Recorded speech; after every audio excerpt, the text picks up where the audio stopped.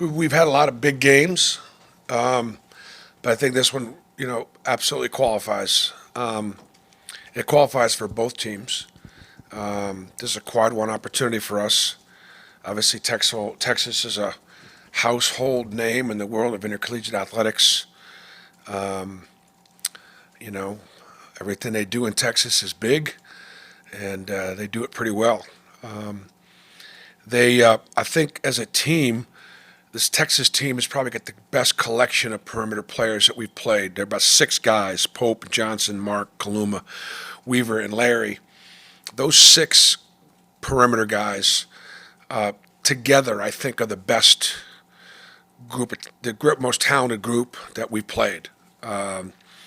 We've had a couple. We've gone up against a couple great guards, but we've not gone up a team with this many great guards. Obviously, Johnson is a top 10 or so NBA pick as a freshman, and leads them in, second league in scoring, and leads them in a lot of categories, and just a terrific talent. And Texas has beaten Syracuse and New York, and they won at NC State, which is a great win for them, and they've lost to Ohio State, and the only loss they've had at home was UConn, and UConn played great that night. That had been a big one for them and for the league if they could have gotten that one. So they're looking for a signature win. They're looking for one that they could hang their hat on. And this is that first opportunity, I think, in league at home. And so I would imagine that they're going to be, fired up about the opportunity to play us, the number 2 team in the country, in their building. And obviously, the prize on our head is significant because it's when you can beat the teams that are ranked, it's a separator. For us, Texas is a huge separator. A quad one opportunity, a road game against a very talented, well-coached team. So 10th in the country in field goal percentage, 9th in scoring and three-point percentage. They really shoot it really well. And as I said, 8-1 at home. We'll have to play our best to win. They look really lethal in transition. What do you all have to do to kind of slow them down? Well, they're great in transition. They're great athletes. They're committed to it. They push it. And I think one of the things that it's not about stealing any kind of a scouting report. When we get all 5 guys back, we're pretty good defensively. And so I'm playing against us. I'm going to try to get that ball down there and score. I used to do that against Kentucky when I was at Tennessee and I was playing John Calipari's teams. They were so big that, man, there was just no room to run your offense. And so people used to give me credit for letting my team play with such pace and such freedom. I'm like, shit, you better get it down there before they get back, because otherwise you ain't getting a shot. And I think that is what we're going to start seeing a little bit because I think we were pretty effective when all 5 guys are back defensively.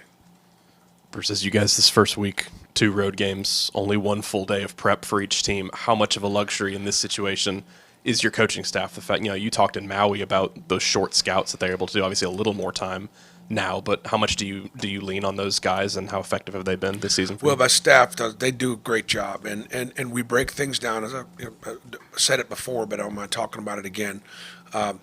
Ira Bowman and Mike Burgermaster have their team. Stephen Pearl and Maddox have their team. Corey Williams and Chad Pruitt have their team. And with that team means some of the other GAs and some of the managers and things along those lines that are all working in advance. And then Stephen as the defensive coordinator, Mike Burgermaster is offensive coordinator, work with me on each game. Those guys obviously take great pride in their preps, and they work really well together too, sharing information and trying to help the team get ready. On a short prep, for us, we played Saturday. We came in yesterday, and the guys lifted. We had a good long film session, and we were only on the floor for about an hour. just because we have like 3 games when you sort of get in your Tuesday, Saturday mode. Even though it's only 2 games a week, you kind of feel like it's 3 games in a week, right? 3 games in 18 days. So, we only have a short prep for them, but they only have a short prep for us. So it equals out. Bruce, what did you think of the rebounding in the Missouri game? And Dylan was coming in here talking about how important that was going to be, especially when you go on the road in this league. I mean, Missouri. I thought that Missouri did a pretty good job keeping us off the boards. We shot it. We were so patient offensively, and we turned it over a little bit. We didn't get as many shots up. Like, we turned it over more against Missouri than we have turned it over. So we took fewer shots. Therefore, we had fewer offensive rebounds. And I was okay with some of their side. We had a couple free throw checkouts weren't very good, and obviously, look, as we get into league play, we are going to have to, obviously pick up our physicality. Texas is going to come out playing very physically, come play very hard, because they just played the most physical team in our league, or one of them, in Texas A&M. Texas A&M, Mississippi State, Florida, Mississippi State, Florida, and Tennessee are probably the 3 most physical teams in our league, and they just got done playing Texas A&M at Texas A&M. While we play physically, we're not the Aggies.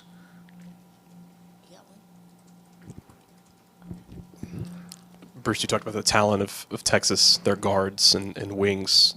Chad and Denver have been so good defensively. How much of a luxury is that for you guys, and how important is that matchup for them on the defensive end? I think the biggest thing is for my guards is, yes, I mean, Chad Baker and Denver Jones have, to me, proven to be 2 of the best defensive guards in the country.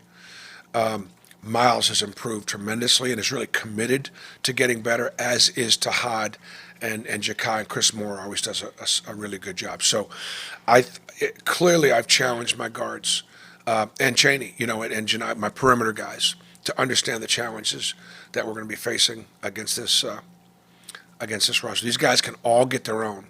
Like, just take the Trevon Mark, okay? I mean, he was a guy, whether it be at Arkansas, or I guess he's been 2 places other than Arkansas, Houston. And Arkansas. He was obviously he was, especially at Arkansas, one of the top 2 or 3 guys. He still is, but there's 3 or 4 other guys.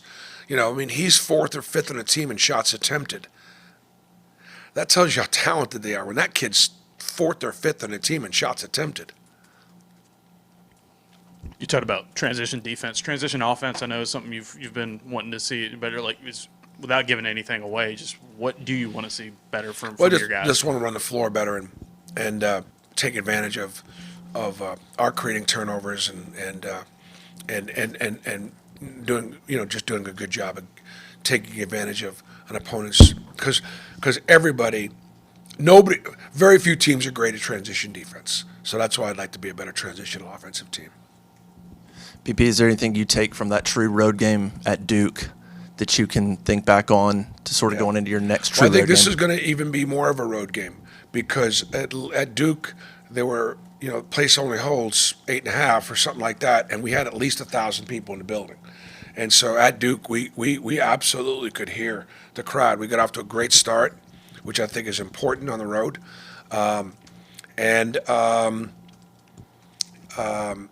But this is going to be a even harder environment, because I don't expect to have as many. I don't expect to have 1,000 Auburn fans down there. Love to, and I don't know whether the game is sold out or not. I'm sure it's a great crowd, but one of the questions I'll ask the team today in preparation is, tell me what they say about teams that can win on the road. What do they say about them? And then we'll fill in the blanks and see if that's who we are. Last one for. You talk about Denver and his defense and Chad there as well. Just how much have you seen Chad's improvement on that end of the floor, especially in the Missouri game? You can see him really impacting a lot of different actions. Yeah, I mean, for Chad, like many things, it's just when he gets when he gets excited about it, and I think he's just been more consistent this year with everything, his preparation, and he's always been able to instinctively do it. He's got great length, great anticipation, doesn't have the same girth, obviously, that Denver does. Denver has got the strength and the toughness, and he has grown into it. Miles and Ja'Kai have got great length, but have always been better offensively. Defined as better offensive players. But for Miles, if he's going to go play in the NBA, it's got to be a 3-and-D guy, and he's got to be able to do both at a high level every night. And so that's what he's trying to do. And Ja'Kai, as a freshman, just learning and growing and getting better and better. Look, our best defensive players are the guys that are, if you think about it, our starting five are our 5 best defenders. And Cheney is a really good defender, and Tahad is a much improved defender. In other words, the guys that are starting, the guys that are going to close.